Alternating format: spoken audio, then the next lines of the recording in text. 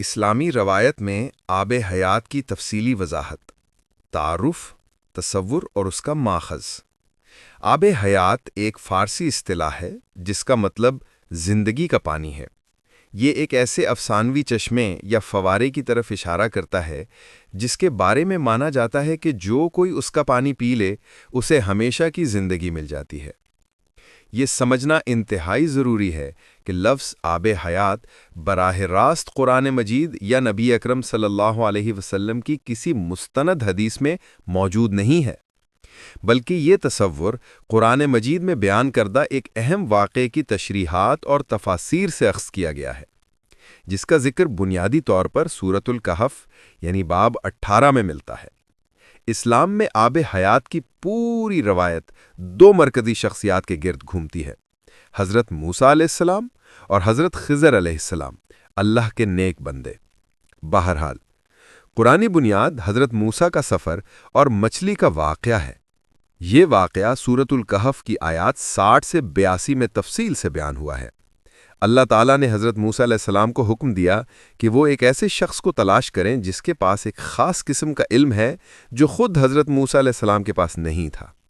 اللہ نے انہیں اس شخص کو تلاش کرنے کی ایک نشانی بتائی۔ انہیں مجموع البحرین یعنی دو دریاؤں کے سنگم کی طرف سفر کرنا تھا اور اپنے ساتھ کھانے کے لیے ایک بھنی ہوئی یعنی نمکین مچھلی لے جانی تھی۔ جس مقام پر وہ مچھلی معجزانہ طور پر زندہ ہو کر پانی میں چلی جائے گی، وہی جگہ اس نیک بندے سے ملاقات کا مقام ہوگی۔ قرآن مجید میں ارشاد ہے، پھر جب وہ دونوں دریاؤں کے سنگم پر پہنچے تو اپنی مچھلی بھول گئے، اور وہ مچھلی سرنگ کی طرح اپنا راستہ بناتی ہوئی دریا میں چلی گئی۔ جب حضرت موسیٰ علیہ السلام اور ان کے نوجوان ساتھی آگے بڑھ گئے تو انہیں تھکاوٹ اور بھوک محسوس ہوئی۔ حضرت موسیٰ نے مچھلی طلب کی تو ان کے ساتھی نے اعتراف کیا کہ وہ بتانا بھول گیا تھا کہ کیا ہوا تھا۔ اس نے کہا، میں تو مچھلی کو بھول ہی گیا تھا، اور اس نے عجیب طریقے سے دریا میں اپنا راستہ بنا لیا۔ حضرت موسیٰ علیہ السلام نے فوراً سمجھ لیا کہ یہی وہ نشانی تھی جس کا وہ انتظار کر رہے تھے۔ انہوں نے فرمایا، یہی تو وہ جگہ ہے جسے ہم تلاش کر رہے تھے۔ چنانچہ وہ اپنے قدموں کے نشانوں پر واپس لوٹے۔ اسی مقام پر واپس پہنچ کر یعنی دو دریاؤں کے سنگم پر جہاں مچھلی زندہ ہوئی تھی، انہوں نے ہمارے بندوں میں سے ایک بندے کو پایا جسے ہم نے اپنی طرف سے رحمت عطا کی تھی اور اسے اپنی طرف سے ایک خاص علم سکھایا تھا۔ یہ تمام اسلامی علماء کا اس بات پر اتفاق ہے کہ یہ نیک بندے حضرت خضر علیہ السلام تھے۔ تشریح چشمہ حیات۔ قرآن مجید کے عظیم مفسرین کرام جیسے امام ابن کثیر، الطبری اور القرطبی نے اس واقعے کی مزید وضاحت کی ہے۔ انہوں نے بیان کیا کہ مردہ مچھلی کے زندہ ہونے کی وجہ یہ تھی کہ وہ اس سنگم پر موجود ایک خاص بابرکت چشمے کے پانی سے چھو گئی تھی۔ اسی چشمے کو بعد میں آب حیات یا عین الحیات کے نام سے جانا گیا۔ مچھلی کا معجزہ صرف ایک بے ترتیب نشانی نہیں تھا، بلکہ اس کا اس جگہ کی فطرت سے گہرا تعلق تھا۔ اللہ کے حکم سے اس مقام کے پانی میں زندگی بخش خصوصیات تھیں۔ حضرت خضر علیہ السلام سے تعلق اور حیات جاوید۔ اسلامی روایت کے مطابق حضرت خضر علیہ السلام جو اسی چشمے کے مقام پر ملے تھے، انہوں نے یا تو اس چشمے کا پانی پیا تھا یا اس سے وضو کیا تھا۔ اسی وجہ سے انہیں طویل زندگی عطا کی گئی۔ وہ کون ہیں؟ ان کے نام کا مطلب ہے سبز شخصیت۔ روایت ہے کہ انہیں یہ نام اس لیے دیا گیا کہ وہ جہاں بھی بیٹھتے یا نماز پڑھتے، وہاں کی بنجر زمین معجزانہ طور پر سرسبز و شاداب ہو جاتی۔ یہ خود زندگی اور تازگی کی ایک طاقتور علامت ہے جو انہیں آب حیات کی صفات سے براہ راست جوڑتی ہے۔ کیا وہ زندہ ہیں؟ کلاسیکی اسلامی علماء کی اکثریت اور مقبول عام روایت یہی ہے کہ حضرت خضر علیہ السلام ابھی تک زندہ ہیں اور اللہ کے حکم سے آخر زمانے تک زندہ رہیں گے۔ ان کی طویل زندگی کو اللہ کی طرف سے ایک منفرد معجزہ سمجھا جاتا ہے جو آب حیات سے ان کے تعلق کی نتیجہ ہے۔ انہیں ایک پر اسرار شخصیت کے طور پر دیکھا جاتا ہے جو بھٹکے ہوئے مسافروں کی رہنمائی کرتے ہیں اور ضرورت کے وقت نیک لوگوں کے سامنے ظاہر ہوتے ہیں۔ تاہم یہ جاننا ضروری ہے کہ بعض علماء، جن میں کچھ جدید دور کے علماء بھی شامل ہیں، کی رائے ہے کہ وہ ایک نیک انسان تھے اور دوسرے انسانوں کی طرح وفات پا چکے ہیں۔ ان کے زندہ ہونے پر یقین رکھنا اسلامی عقیدے کا لازمی جز نہیں ہے۔ ذوالقرنین کی تلاش کا قصہ۔ اسلامی قصص میں ایک اور اہم روایت جو آب حیات کی تفصیل بیان کرتی ہے وہ ذوالقرنین کا قصہ ہے۔ ذوالقرنین کا ذکر بھی سورۃ الکہف میں ایک عظیم اور نیک بادشاہ کے طور پر آیا ہے جس نے زمین کے کناروں تک سفر کیا۔ قصص الانبیاء اور دیگر تاریخی روایات میں بیان کیا گیا ہے کہ ذوالقرنین نے بھی آب حیات کی تلاش کی۔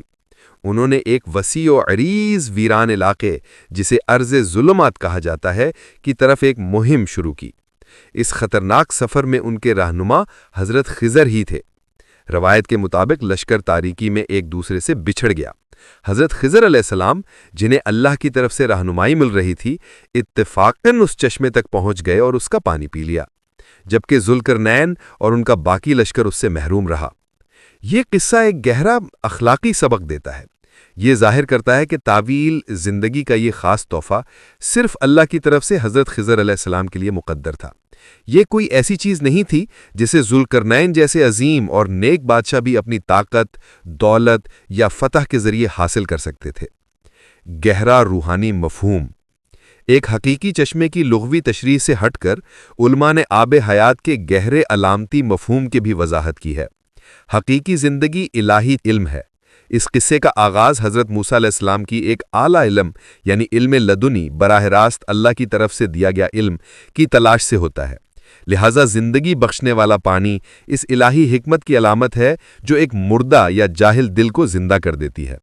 حقیقی لافانی زندگی روح کی وہ دائمی زندگی ہے جسے اللہ کی ہدایت سے غذا ملتی ہے۔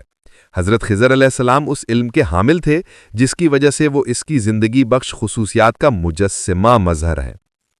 اللہ ہی حیون ہے۔ آب حیات کا تصور اس بات کی ایک طاقتور یاد دہانی ہے کہ اللہ ہی الحیو ہے اور ہمیشہ زندہ رہنے والا ہے اور تمام زندگی کا التمی سرچشمہ ہے۔ چشمے کا معجزہ اس کے مردوں کو زندہ کرنے کی صفت کا براہ راست مظہر ہے جو وہ روز قیامت تمام انسانیت کے لیے کرے گا۔ دنیاوی خواہشات پر تسلیم و رضا کی فضیلت۔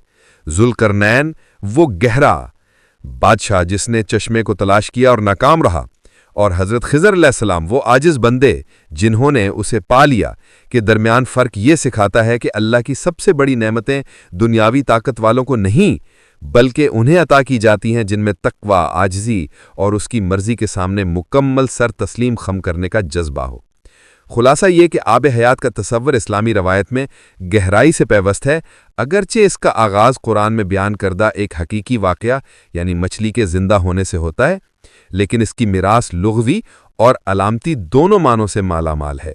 یہ حضرت خضر علیہ السلام کی بابرکت زندگی کی کہانی بیان کرتا ہے، اور اس سے بھی بڑھ کر یہ الہی علم اور ہدایت کی زندگی بخش نفوذ کے لیے ایک طاقتور استعارہ ہے جو اکیلا ہی انسانی روح کو حقیقی ابدی زندگی عطا کر سکتا ہے۔